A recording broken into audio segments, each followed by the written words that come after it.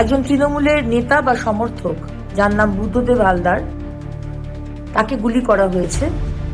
তিনি একজন প্রমোটার, রাস্তায় মাটি ফেলার ব্যবসা, জমি টমি এসব সংক্রান্ত তিনি ব্যবসা করেন। এবং তৃণমূলের 3-4টে গোষ্ঠী সেখানে এই প্রমোটার, হেলে পড়া বাড়ি, জমি এসব তো বোঝে নিয়ে আজকে পশ্চিমবঙ্গে কি হচ্ছে সেসব নিয়ে গোষ্ঠী কোন্দল এবং গুলি চলেছে।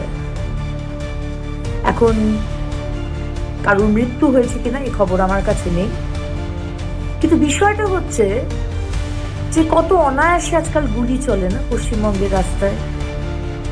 কলকাতা থেকে বেশি দূর নয়, কিন্তু একদিকে বিশ্ব বঙ্গ সম্মেলন হচ্ছে, মানে যাকে আমি নাম দিয়েছি বিশ্ব রঙ্গ সম্মেলন। দেশ বিদেশ থেকে বিভিন্ন বড় বড় শিল্পপতিরা এসেছে, কোটি কোটি লক্ষ কোটির নাকি বিনিয়োগ হচ্ছে, ইনভেস্টমেন্ট হচ্ছে,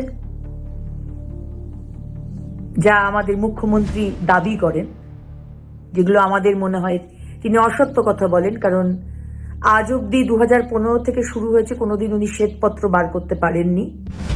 আর আরেক দিকে কলকাতার রাস্তায় গুলি চলে। কালকে ব্যাংশাল কোর্টে একজন সিকিউরিটি মাথায় গুলি মেরেছে।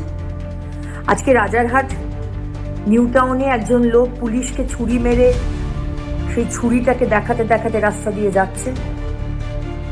7 দিন আগে সিউড়িতে আইসির কলার ধরে তৃণমূলের যুব নেতা হুমকি দিচ্ছে।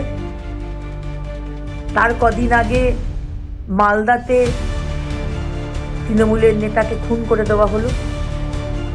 তার কদিন পরে ফলতাতে তৃণমূলের যুব নেতাকে গুলি করা হলো।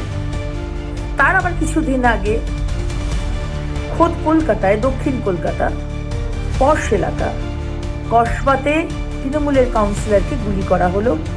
পিস্তল ব্লক হয়ে গেছিল বলে তিনি প্রাণে বেঁচেছেন। কি কন্ট্রাস্ট!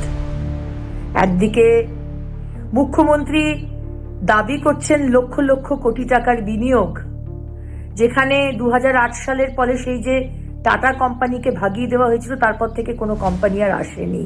আসবে কোথা থেকে? একটা ইন্ডাস্ট্রি করার জন্য পরিবেশ চাই, শান্তি চাই। ওয়ান উইন্ডো, ওপেন উইন্ডো বলেন, যে একটা উইন্ডো দিয়েই সমস্ত লাইসেন্স, সমস্ত কিছু সুবিধে দেওয়া। এখানে কোনোটা আছে?